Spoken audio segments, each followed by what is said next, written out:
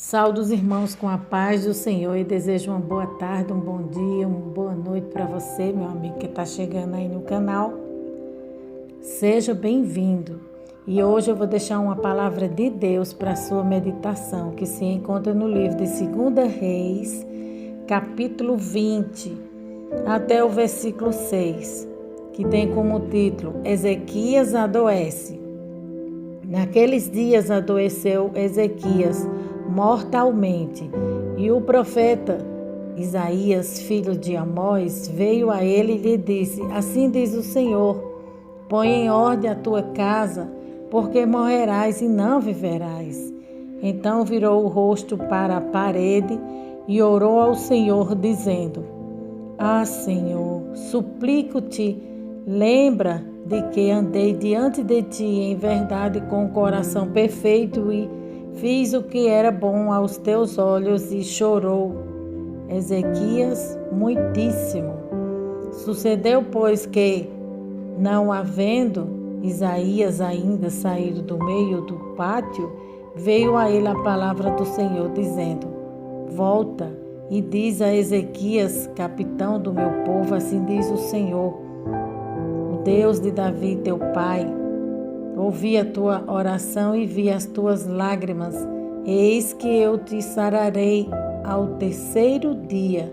Subirás à casa do Senhor. E acrescentarei aos teus dias 15 anos.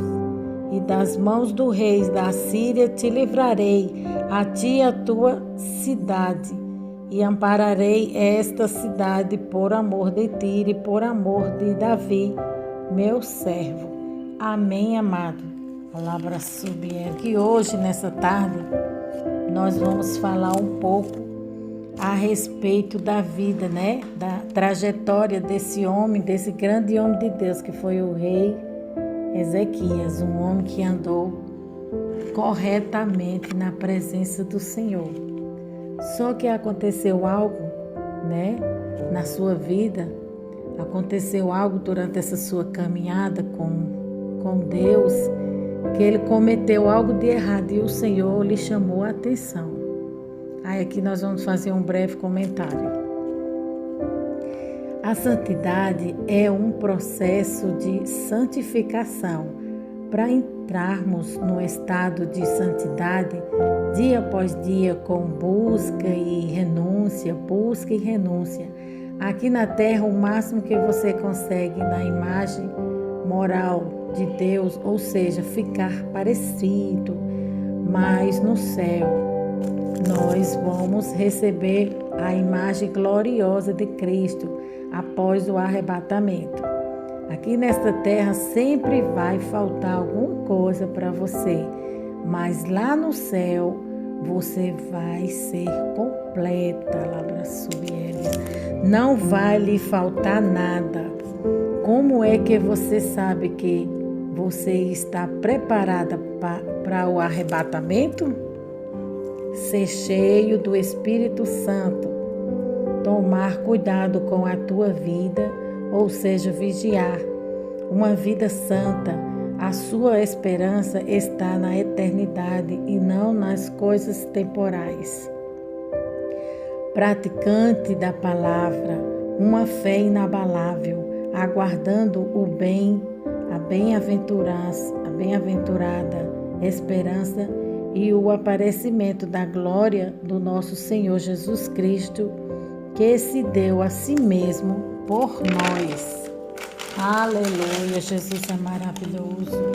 Jesus vem buscar um povo que não vive no curso desse mundo, mas que vive no curso do céu.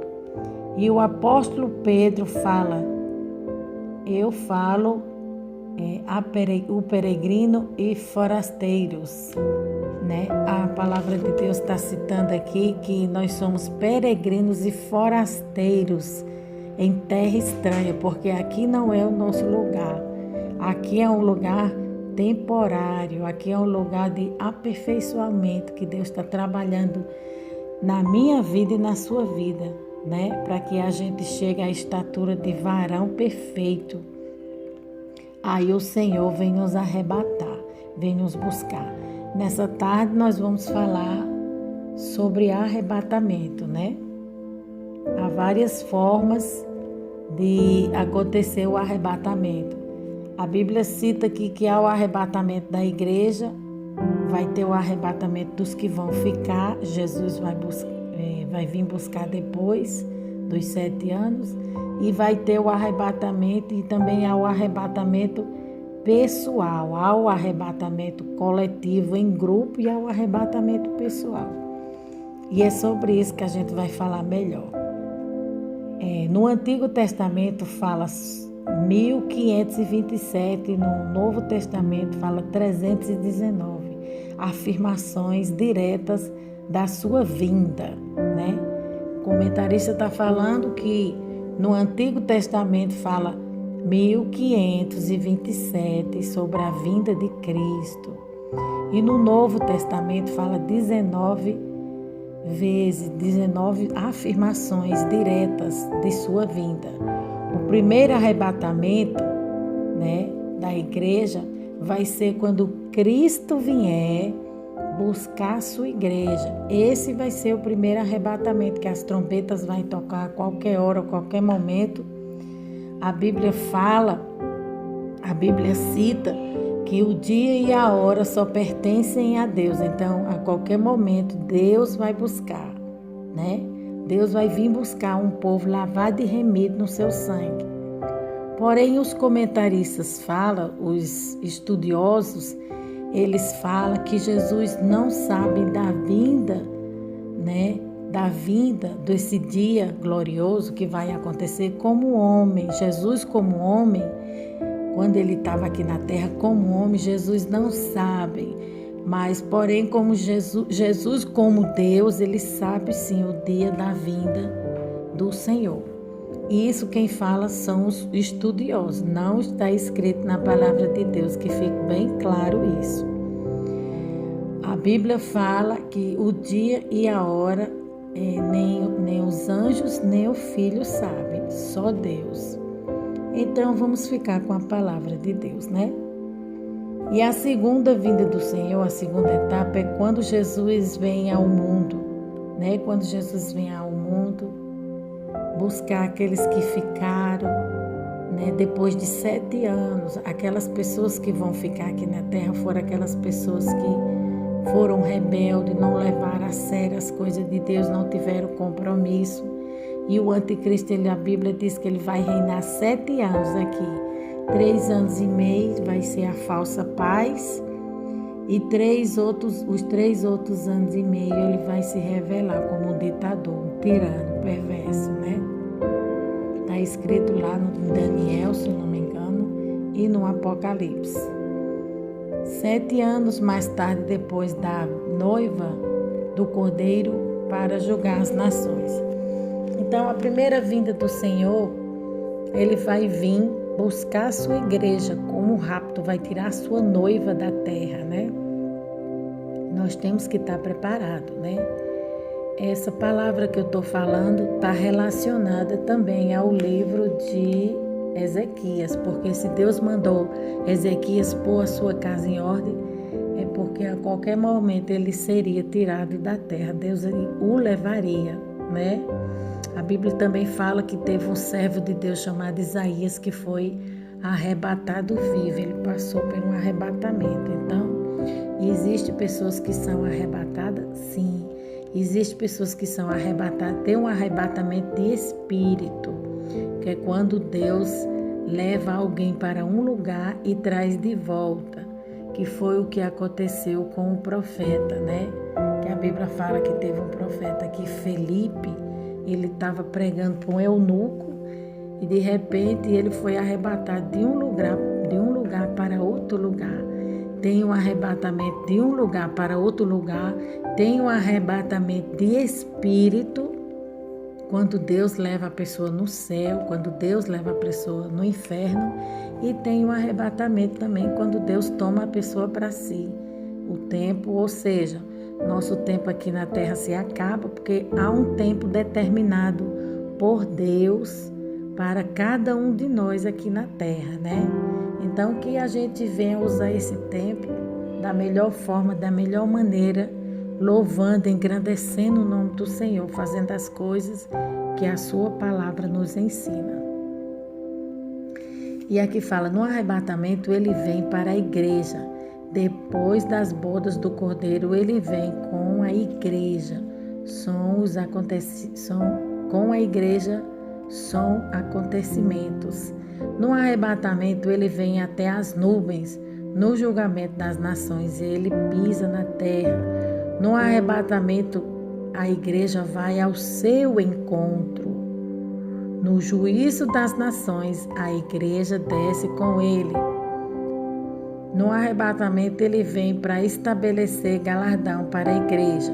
Na sua vinda em glória, ele vem para estabelecer juízo sobre as nações. Está falando sobre a segunda vinda.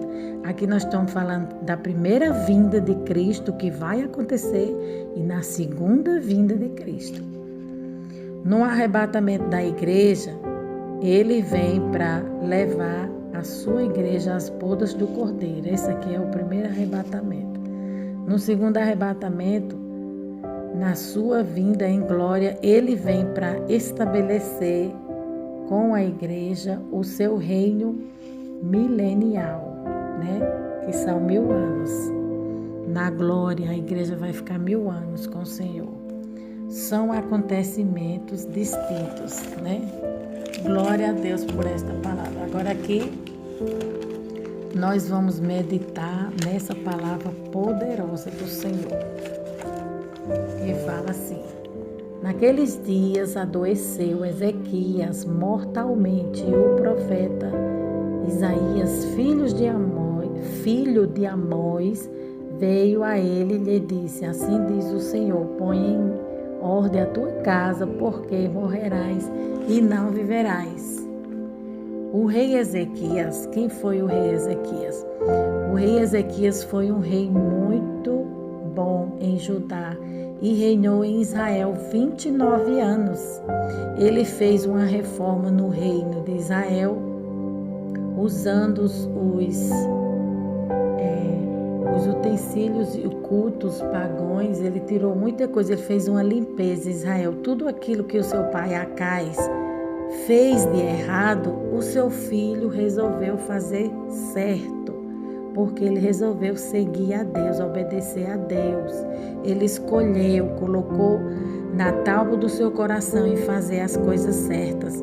E ele reinou durante 29 anos em Judá. E durante esses 29 anos do reinado do rei Ezequias, ele fez uma limpeza em Israel, tirou o culto pagãos, culto aos ídolos, idolatria, imagens e escultura. Ele fez uma limpeza, Ele reconciliou o povo para com Deus, fez uma nova aliança, O povo fez uma nova aliança com Deus, porque o povo tinha perdido até as práticas, até o jeito de adorar a Deus. E Isaías trouxe de novo essa adoração, acendeu no coração do povo de Israel a adoração verdadeira ao único Deus de Israel, ao Senhor Jesus, Ele trouxe de novo essa aliança, esse avivamento. Então aqui a gente pode observar que através da vida de um homem de Deus, através da vida de um ser humano, quando dá lugar a Deus, Deus pode fazer grandes mudanças em nações, Deus pode fazer grandes mudanças em partidos, em lares, no meio político, no mundo em geral. Através de um homem de Deus, Deus pode fazer grandes coisas, assim como foi na vida de Daniel. Daniel foi um homem íntegro e sincero. Ele trabalhou de forma certa para engrandecer o nome do Senhor.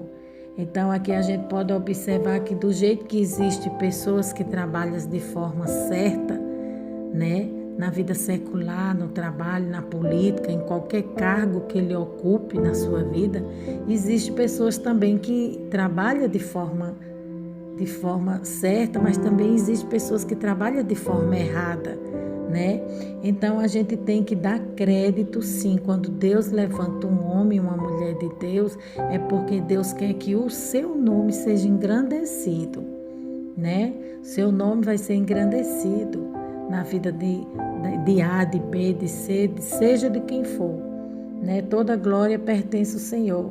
Nós somos só um vaso de barro nas mãos do oleiro que Ele utiliza de forma certa, Ele utiliza como Ele quer.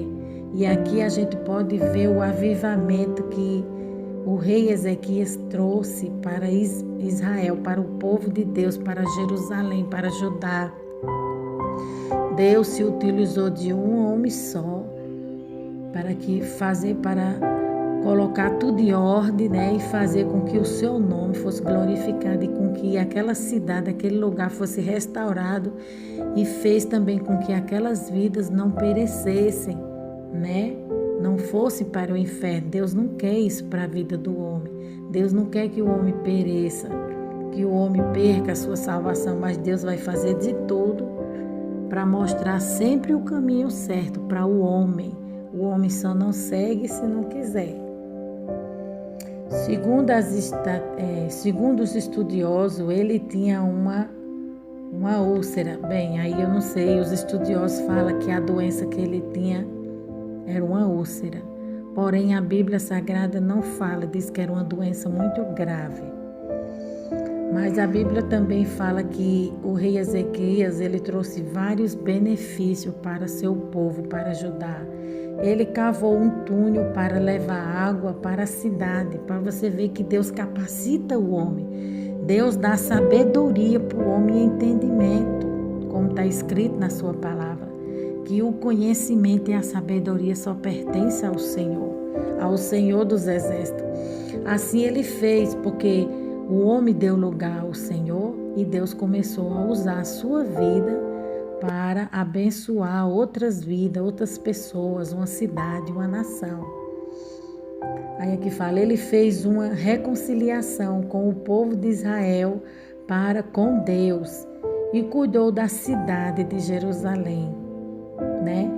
Então isso aqui foi maravilhoso. Tudo isso ele fez, a gente observa que ele fez muito, foi um dos melhores reis, né?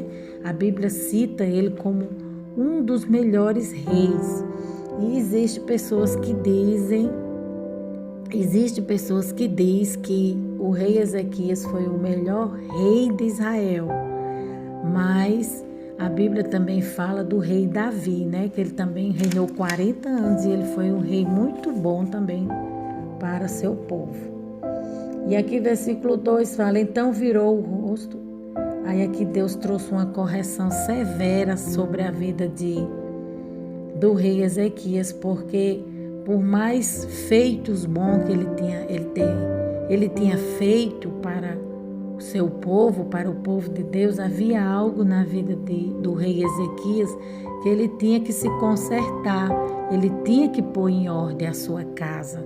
A sua casa está se referindo à sua vida espiritual.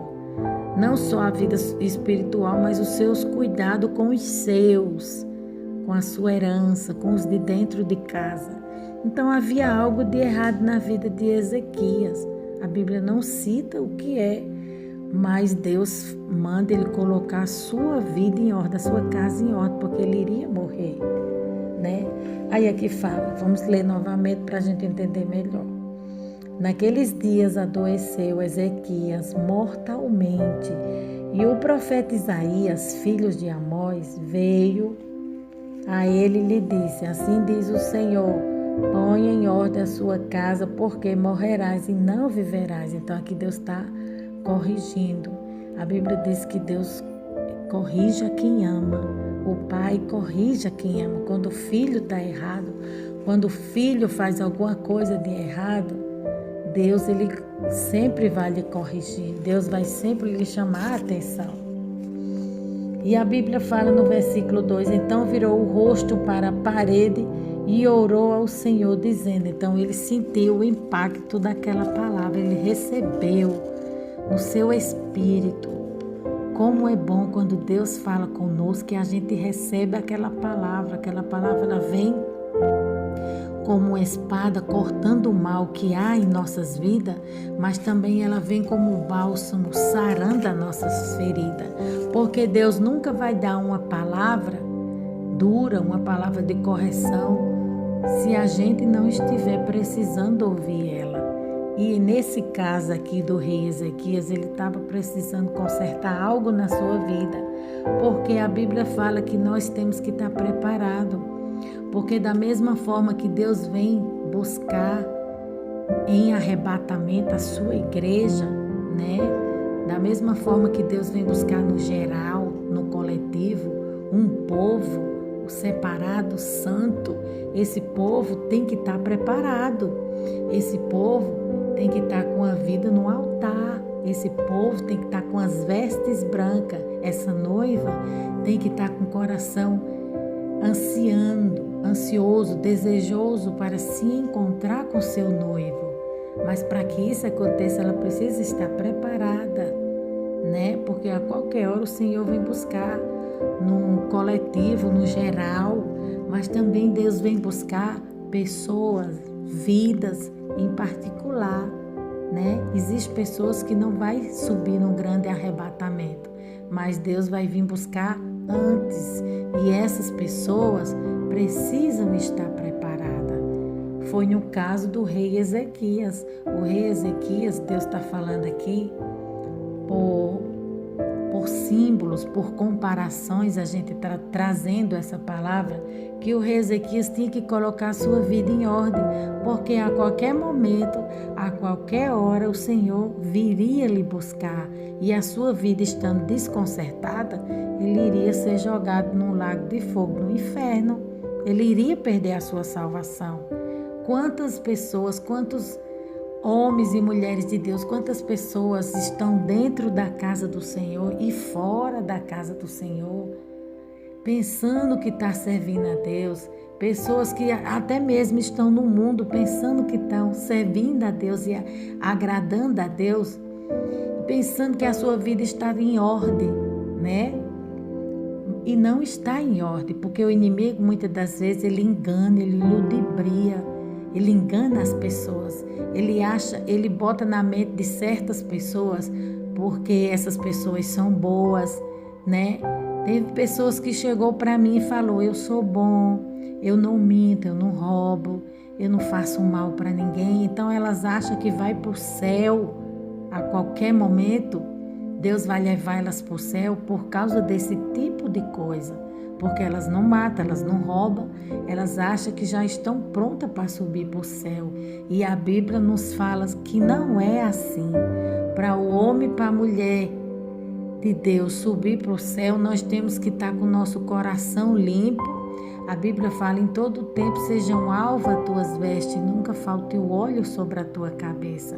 Vestes limpas, santidade, óleo, ser cheio do Espírito Santo de Deus, andar em comunhão, andar sempre vigilante, sempre atento. A qualquer momento as trombetas vão tocar e eu preciso estar preparado.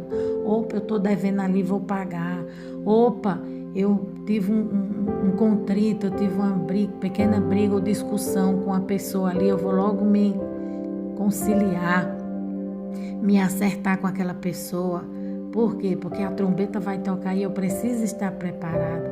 Quando a Bíblia se refere em estar preparado, em Deus vai vir buscar num coletivo como num pessoal, né? Fala de arrebatamento, fala também de um posicionamento, que a gente tem que estar na posição certa, andar diferente do povo do mundo, andar separado, andar em linha reta, caminhando para o alvo. O alvo é Jesus.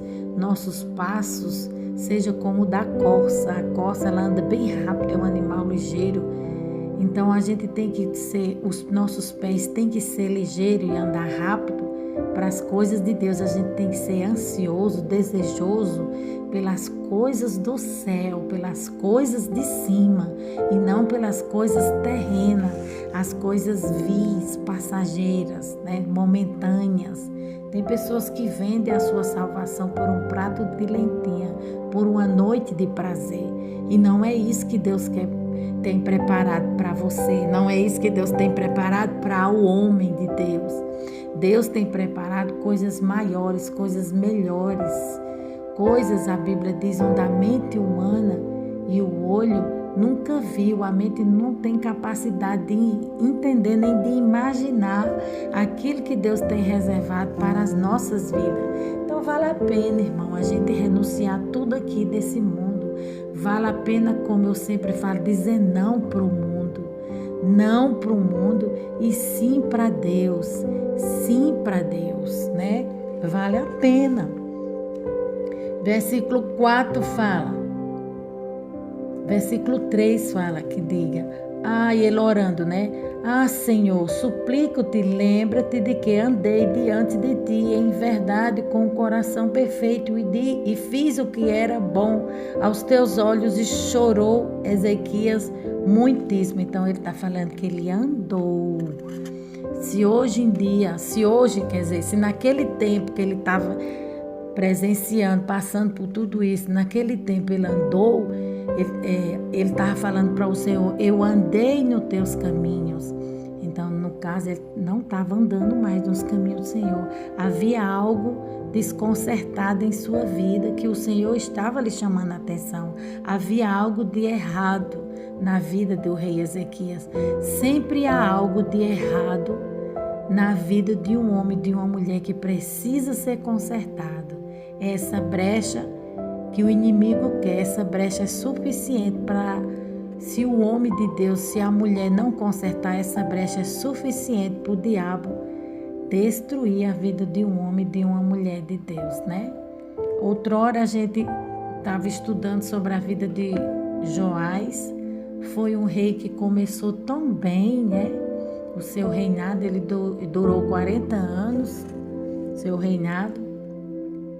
Mas no final do seu reinado, por uma brecha que ele deu ao inimigo, o inimigo entrou e destruiu a sua vida.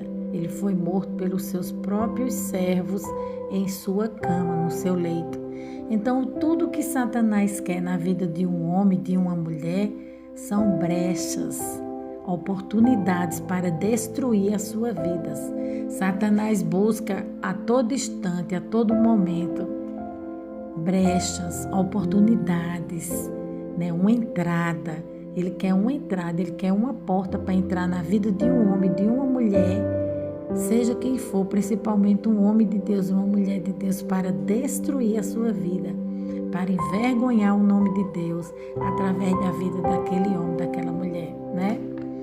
Não foi isso que Satanás falou para Deus a respeito de Jó? Tu não vê teu servo Jó?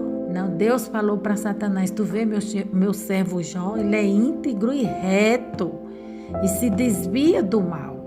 Então Deus fez questão de passar no rosto do adversário que ainda existe, que ainda existia e que ainda existe, homens e mulheres íntegros e retos, temente a Deus e que se desvia do mal. E Satanás, querendo argumentar com Deus, mostrando coisas que, se fossem feitas, né, ele iria pecar contra Deus, ele iria blasfemar contra Deus. Porém, Deus já conhecia o coração de Jó e Jó permaneceu na sua prova fiel até o fim. Então, existem homens que são fiel até o fim, como existem mulheres também que são fiel até o fim. Por quê? Porque estão orando, jejuando e vigiando, né? É um complemento, é um conjunto. A oração, ela vem junto com a vigilância, porque não adianta só a gente orar, mas temos que orar e temos que vigiar aquilo que sai da nossa boca, aquilo que a gente fala, né? Com o nosso irmão, aquilo que a gente fala com o próximo, seja bom, seja ruim, dentro ou fora de casa ou no trabalho. O inimigo, ele sempre procura brecha, ele sempre procura palavras para destruir o homem, a mulher de Deus. Então, qualquer brecha, qualquer vacilo que você der, o diabo vai querer pegar e destruir a tua vida, né? E foi isso que Deus estava chamando a atenção na vida do rei Ezequias. Ele deixou uma brecha, ele fez algo de errado, né? E Deus estava requerendo, porque quando a gente é um servo, uma serva de Deus, a gente representante, né, do Evangelho, da Palavra de Deus, somos ministros do Senhor, né? Nós pregamos a Palavra de Deus e aquilo que a gente prega, a gente tem que viver, porque a Palavra de Deus, ela é uma espada de dois gumes, ela tanto corta para lá como corta para cá. Corta para quem está recebendo a sua palavra e corta para quem está lançando, para quem está pregando a mensagem. Então, ela edifica você que está recebendo, como ela edifica a minha vida. Ela corrige a tua vida e, ao mesmo instante, ela também corrige a minha vida. Então, a palavra de Deus, a Bíblia diz que ela é apta para discernir os pensamentos, ações, ela divide a alma, a medula, o corpo, né? Ela esquadrilha, ela penetra o mais profundo do homem, ela examina, ela cura, ela é remédio, né? Ela liberta. Se hoje em dia eu sou uma pessoa liberta, você está liberto, você foi alcançado pela palavra de Deus.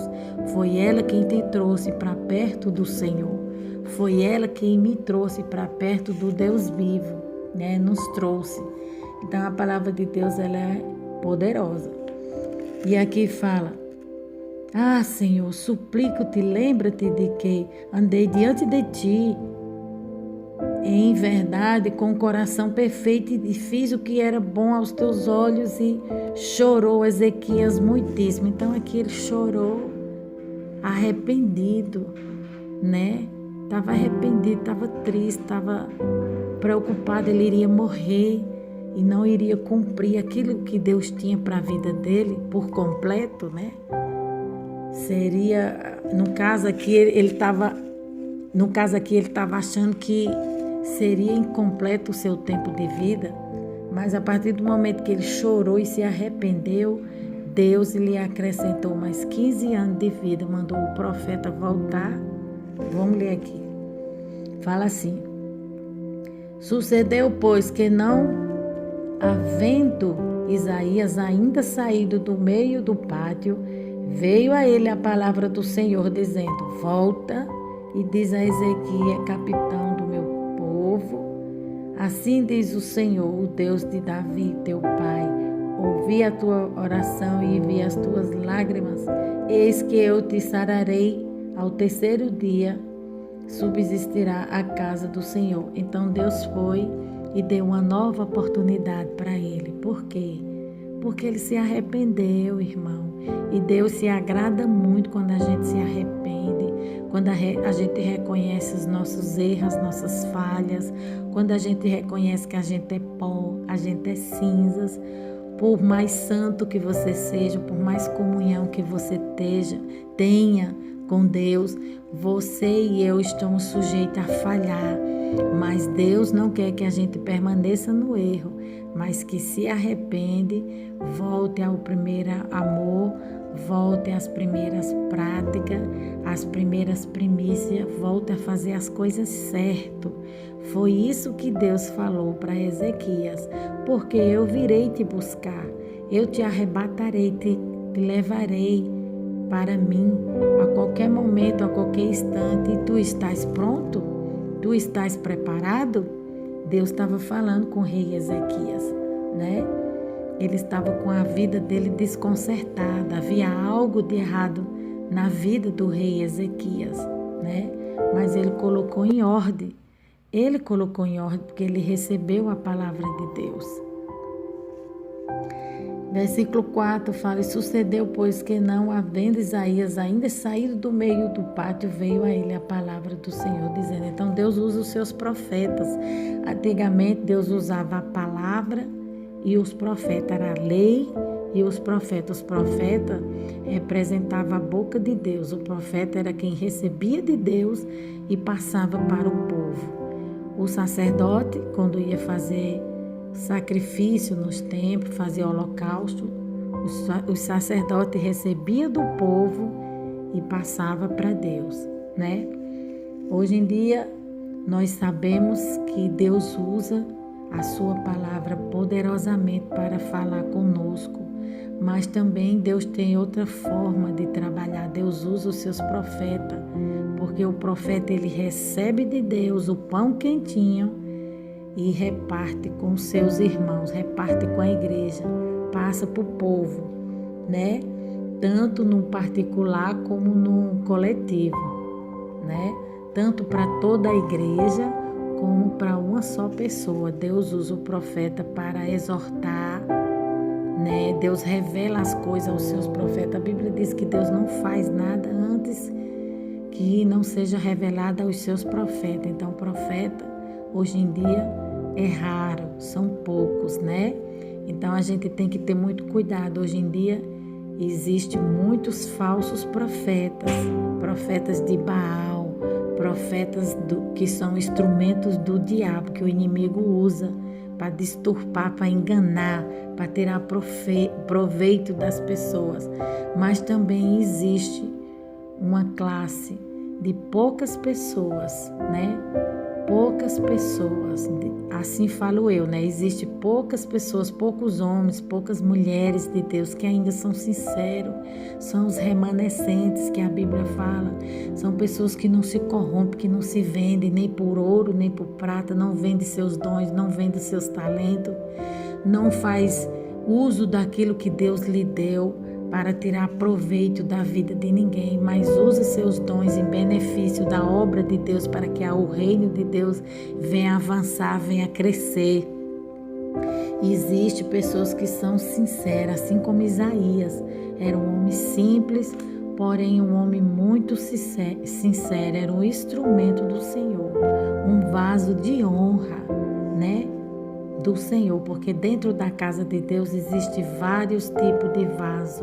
A Bíblia diz que tem vaso de ouro, vaso de prata, vaso de bronze, vaso de ferro, vaso de pau, de madeira e vaso de barro. O único vaso que tem importância de todos esses vasos é o vaso de barro, porque a importância desse vaso não é o vaso em si. O tesouro do vaso é o que está dentro do vaso. A importância do vaso é o que ele carrega, o que ele tem em si, é o que está dentro dele, que é a presença de Deus. A sua essência é a presença de Deus. Esse é o seu grande tesouro, né? Os outros vasos, para Deus, não tem importância. O vaso de ouro, a glória dele, são vasos difíceis de ser quebrados, pessoas orgulhosas, de dura cerviz, que não aceitam um não, que não aceitam nada de ninguém, tudo tem que ser do seu jeito, da sua forma. Vaso de pau, qualquer fogo queima, ele se acaba, né? O vaso de madeira, ele não é passado pelo fogo e ele não suporta o fogo. O vaso de ouro, ele também é passado pelo fogo. O único vaso que suporta o fogo, passa pelo fogo e suporta, é o vaso de barro. Ele passa quantas vezes for preciso no fogo e ele permanece sendo o vaso de barro, permanece sendo cada vez melhor. Cada processo que ele passa na fornalha de fogo, ele fica mais forte, mais resistente, né? Esse é o processo da olaria. Então, isso nos mostra que a gente tem que ter humildade. A nossa dependência é de Deus. Estamos sujeitos a falhar? Estamos sim, mas a Bíblia diz que sedes vigilantes em todo o tempo, a tempo e a fora de tempo, principalmente nos dias atuais que a gente está vivendo, é tempo de vigilância, não é tempo de andar correndo atrás de A, de B, de C, pedindo oração a fulana, a cicrana, a beltrana. Não é tempo de andar correndo atrás de vaso, de profeta, de profecia, nada disso. É tempo sim de você ter comunhão, de você manter a sua comunhão com Deus acesa como uma chama de fogo, alabraçubierga. Teve uma pessoa que ligou para mim querendo profecia, querendo revelação, querendo o telefone da minha liderança para receber uma profecia. Eu falei para ela, você quer a profecia? A profecia é a palavra de Deus, essa é a maior profecia, né? Aí ela não quis, ela queria uma profecia para saciar seu ego, para deixar ela farta, feliz com aquilo que a carne dela queria ouvir. Mas no caso, quando a gente conhece a palavra de Deus, a gente aplica a palavra de Deus para esse tipo de pessoa. Os pés desse tipo de pessoa se apressam para coisas vãs, coisas passageiras. A Bíblia nos relata.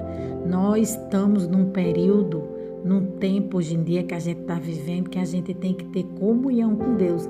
Cada um tem que ter comunhão com Deus, né? A Bíblia fala que a gente não precisa ficar correndo atrás de ninguém para pedir revelação nem oração, não. A igreja tem que ter intimidade com Deus. A igreja tem que ter intimidade com o noivo, né? As ovelhas têm que conhecer a voz do pastor, porque o anticristo está vindo por aí. Satanás está vindo por aí. E aquele homem, aquela mulher de Deus que não conhecer a voz de Deus, que não ouvir, que não conhecer a voz do seu Senhor, facilmente será enganado pelo inimigo. Porque o diabo, ele é astuto. Ele passa a perna naquelas pessoas que não conhecem a Deus, aquelas pessoas que não têm compromisso com Deus, aquelas pessoas que não têm uma vida de oração, uma vida de santidade, de renúncia, uma vida de busca, de entrega, de confiança. Então Satanás, quando vê que esse homem, essa mulher não tem essas qualidades, não tem isso em si, na sua vida, começa a querer botar um monte de coisa no seu caminho para lhe afastar de Deus. Então a gente tem que ter muito cuidado hoje em dia, né? A Bíblia nos aconselha que os nossos pés têm que estar firmados em Deus, tem que estar firmado na rocha. Rocha é lugar de segurança.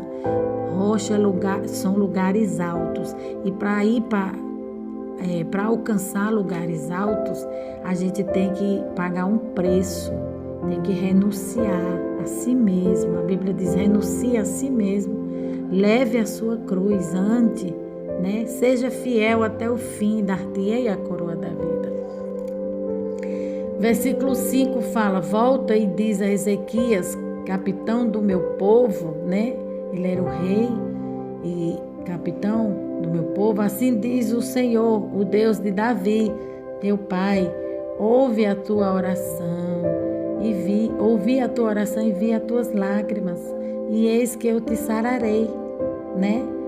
Ao terceiro dia subirás à casa do Senhor. Então Deus mandou botar a pasta de figos, mandou colocar, o profeta falou para o rei preparar, se eu não me engano, foi 3 dias, colocar a pasta de fígado sobre ele, né, que era o recurso da época, mandou colocar, e ali Deus foi operando na vida do rei Ezequias. Durante aqueles dias que ele ficou de repouso, Deus trouxe de novo a saúde para ele, restaurou a sua vida por completo, né? Creio eu que Deus restaurou não só a sua carne, o seu físico, mas restaurou também a sua comunhão, que é o mais importante, a sua vida espiritual.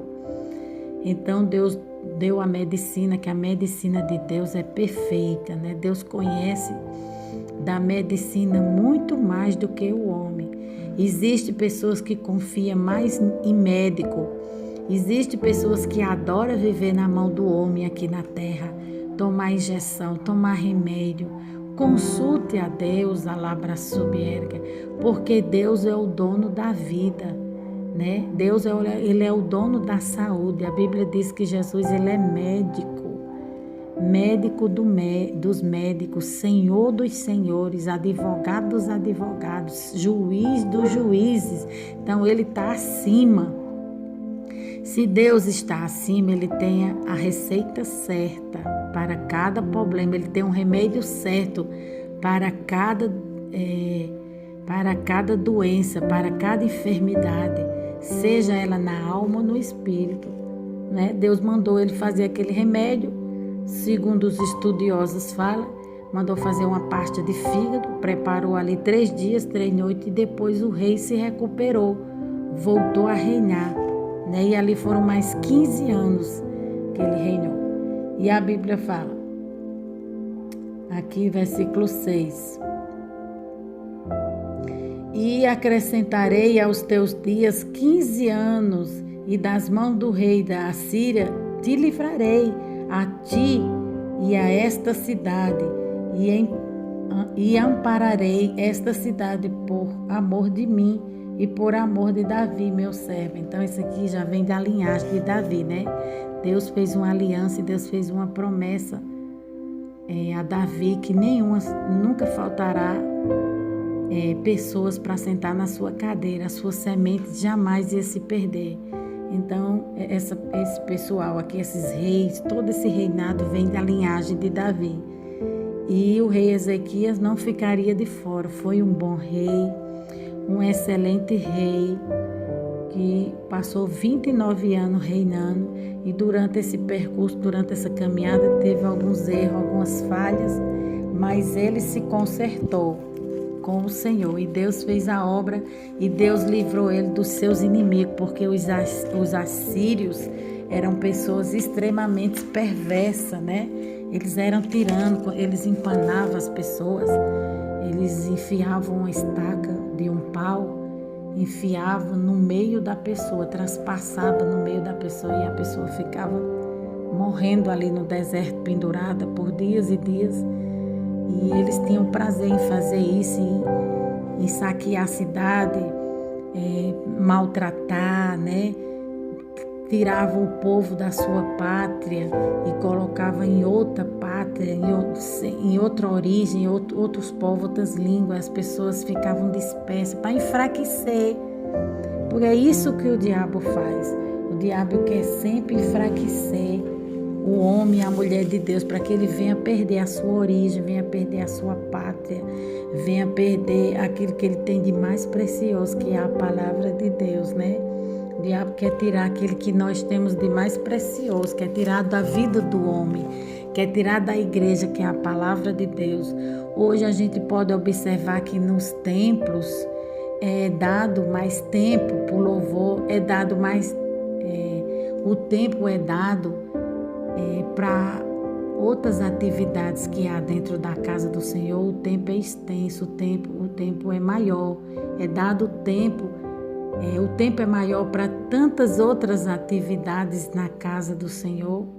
Quando se diz respeito à palavra de Deus, o tempo é mínimo, o tempo é curto. Muitas das vezes é 15 minutos que dá para pregar uma palavra poderosa, 30 minutos, um alimento tão poderoso, né, que Deus quer colocar na vida do povo, que Deus quer passar para o seu povo, e o homem curta esse período de tempo. Então é isso que o inimigo, hoje em dia o nosso inimigo espiritual é Satanás, né? Aqui a Bíblia está falando dos assírios, que eram um povo terrível, uma nação terrível, né? Que fez isso com os povos vizinhos, Então eles queriam atacar Judá, mas como o rei Ezequias era um homem de Deus, Deus o protegeu, a nação de Judá ficou protegida, né? E quando ele tentou atacar o povo de Deus, Deus enviou um anjo só, que matou 185 mil, quando os reis assírios, né? Deus matou através do seu anjo 185 mil homens assírios. Então Deus está falando que os seus inimigos não prevalecerão, não ficará de pé, porque Deus é quem cuida, Deus é fiel, Deus é quem cuida de nós, né? O Senhor é fiel a tempo e a fora de tempo. O nosso Deus vai ser sempre fiel. E aqui eu vou deixar uma palavra que fala sobre o arrebatamento. O arrebatamento tem um arrebatamento em espírito. Atos, livro de Atos, capítulo 8, versículo 39.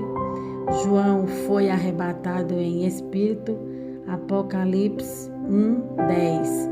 Isaías foi arrebatado vivo. A Bíblia cita também. Então aqui Deus está falando de uma preparação.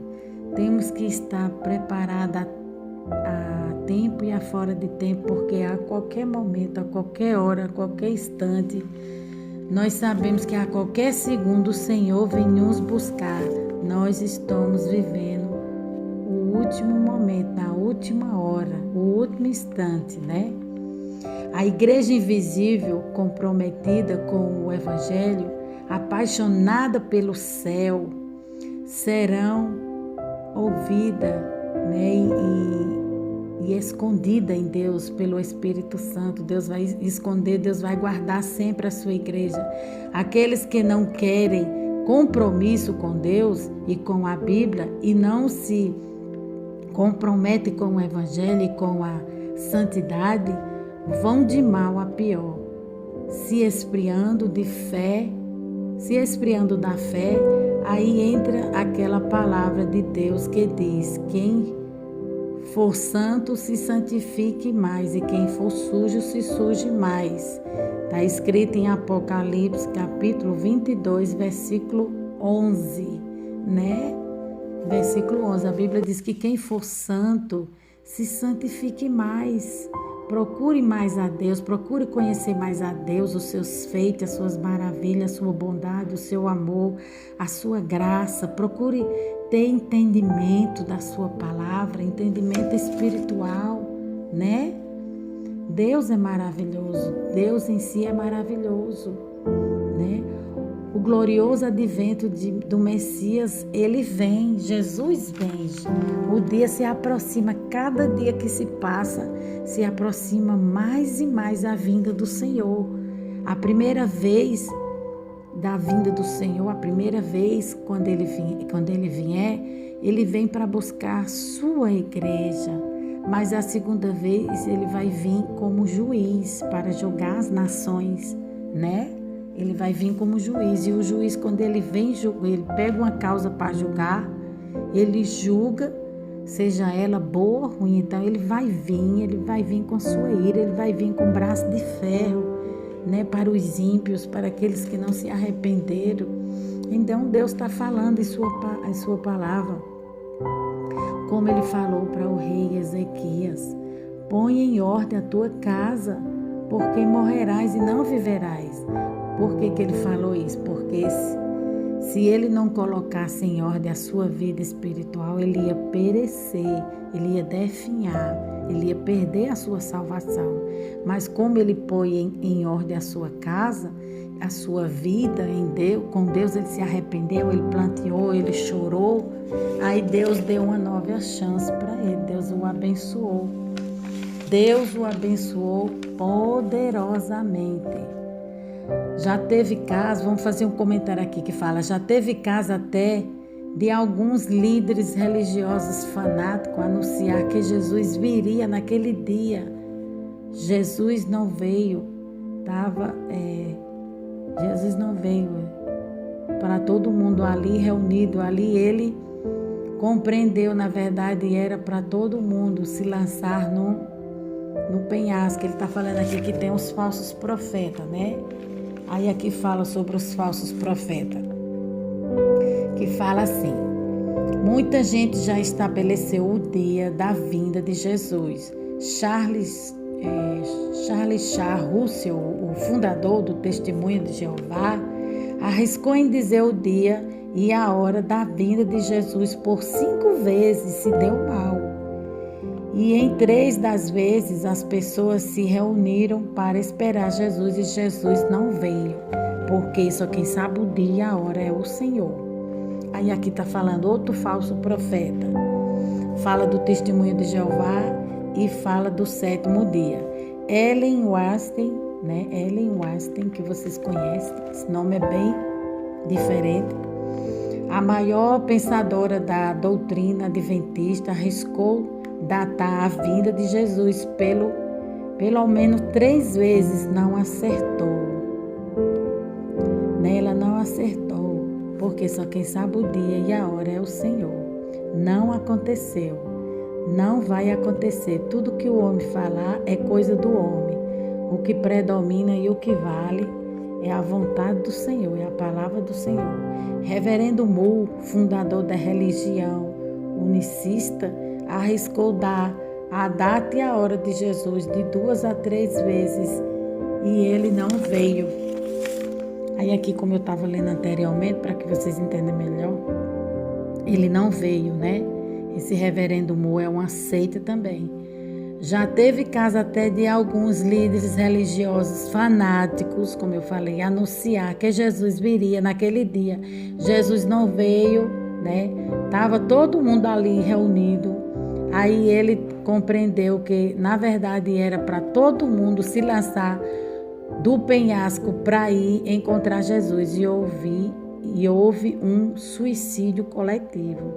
Então, esse falso profeta, ensinando coisas erradas às pessoas, levou as pessoas ao suicídio, né? Falsa doutrina, heresias, falsos ensinamentos. É isso que a gente tem que observar.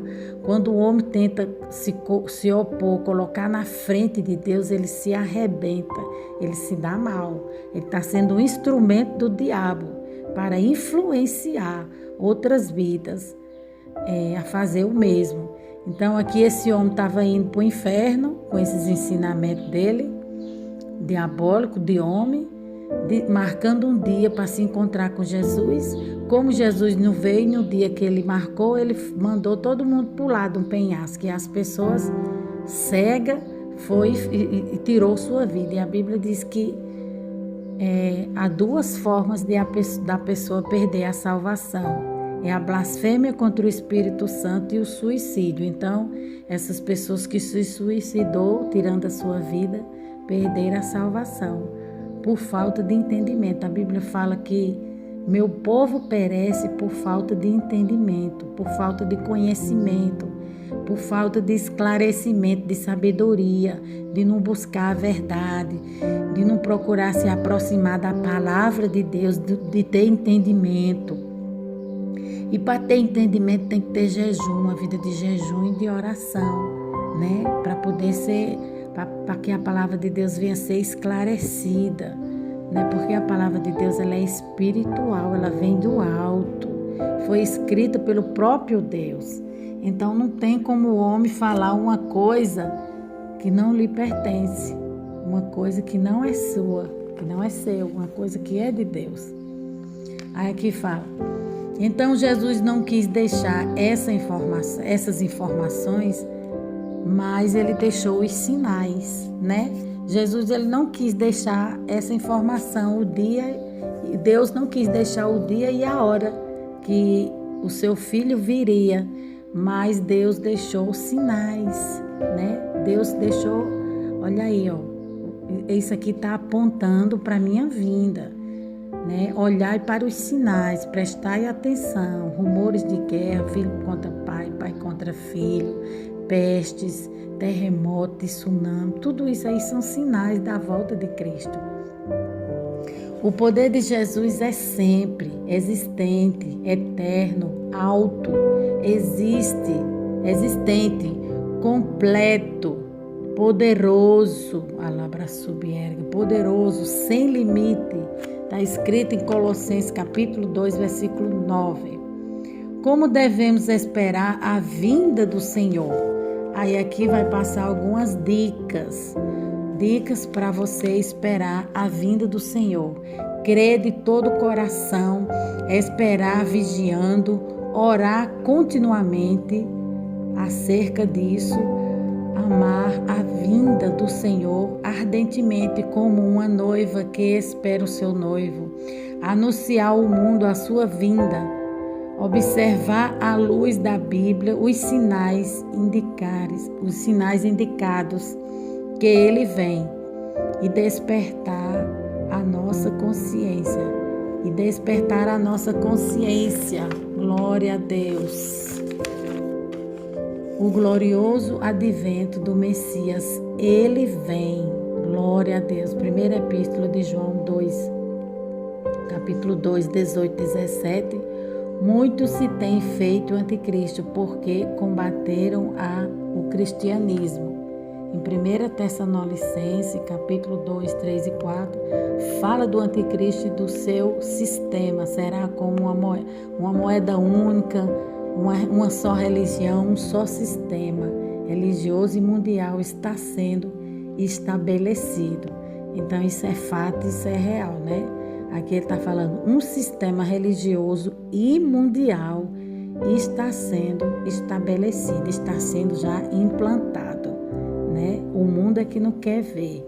A igreja, muitas das vezes, é que não tem observado isso. E o ímpio é cego, não consegue ver nem um palmo na sua frente. Então, para isso está a igreja, para lhe mostrar, para mostrar para eles o caminho que ele tem que andar, através da luz das escrituras sagradas, né? A gente pode mostrar para eles e a gente também pode observar os sinais da volta de Cristo. A igreja invisível, comprometida com o evangelho, apaixonada pelo céu, serão avivados, renovados pelo Espírito Santo. Ora, vem Senhor Jesus. Glória a Deus. Amém, amados? Aqui eu vou fazer um resumo dessa palavra, né? Que fala assim: Ezequias viveu, segundo os estudiosos, Ezequias viveu 54 anos de idade. Alarido significa gritaria de guerra, clamor de combate, né? O alarido do Senhor, o alarido do céu virá, se cumprirá. Apocalipse significa revelação. No Velho Testamento fala sobre o arrebatamento 1527 vezes. No Novo fala do arrebatamento 319 vezes. O anticristo é um homem do pecado, 2 Tessalonicenses, capítulo 2, 3 e 4, e é o filho da perdição. O primeiro arrebatamento da igreja, a igreja vai se encontrar nos céus com o noivo. E o segundo arrebatamento, ele virá como juiz para julgar as nações. O falso profeta é um homem representado, um sistema religioso. Ele vem, vai fazer uma aliança com Israel e Israel com ele, e ele vai se assentar em Israel com essa aliança religiosa que eles vão fazer entre si. Israel e o anticristo vão fazer uma aliança, né? E ele vai reinar lá, ele vai sentar lá, porque o propósito do diabo é esse, é querer ser maior do que Deus, é querer passar na frente de Deus. Por isso que ele vai fazer isso, né? E para que se cumpra a palavra de Deus. Mas quem está no controle é o Senhor. Não podemos esquecer disso.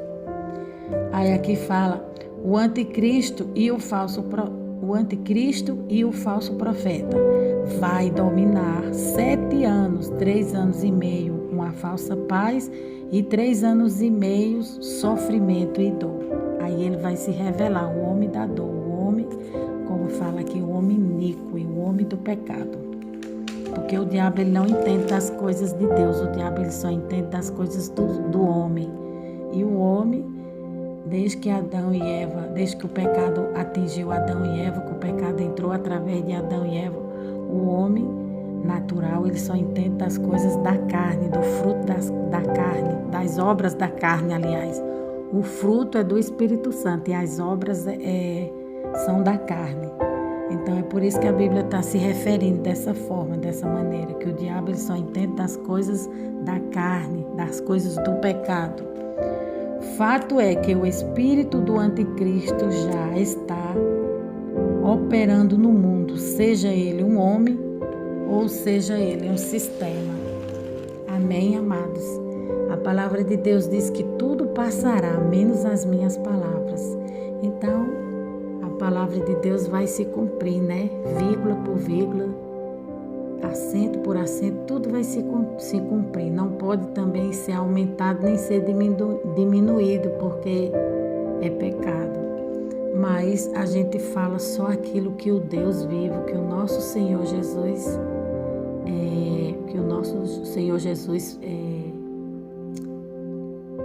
permite, né? Então a gente só fala aquilo que o Senhor permite. Amém, amados? Vamos orar? Meu Deus e meu Pai, eu te louvo e te agradeço por esse estudo e que o Senhor venha falar poderosamente, meu Pai, na vida de cada um. Vai quebrando o arco, vai cortando a lança, vai repreendendo todo o mal, toda barreira, todo impedimento. Abra a mente da tua igreja, vem esclarecer melhor a revelação dessa palavra profundamente. Senhor, nós queremos mergulhar nos teus rios. Nos leva, Senhor, a uma intimidade, a um caminho de comunhão, de intimidade, de busca, de renúncia, de entrega, de vida com Deus. Que nós, Senhor, venhamos ter fome e sede, Senhor, do teu Espírito. Senhor, a tua igreja quer te conhecer mais e mais, que o Senhor Jesus, o noivo, ele venha. E em ele, Senhor, encontre a tua noiva adornada, limpa, pura, santa, sem mancha, sem mácula. Senhor, vai nos limpando nessa tarde, vai nos purificando, nos santificando. Passa teu sangue carmesim sobre as nossas vidas. Perdoa os nossos pecados por pensamento, palavras e obras. Jesus, perdoa as nossas fraquezas, as nossas indiferenças e confirma, Senhor, a bênção e a vitória. É o que eu te peço e te agradeço em nome de Jesus. Amém.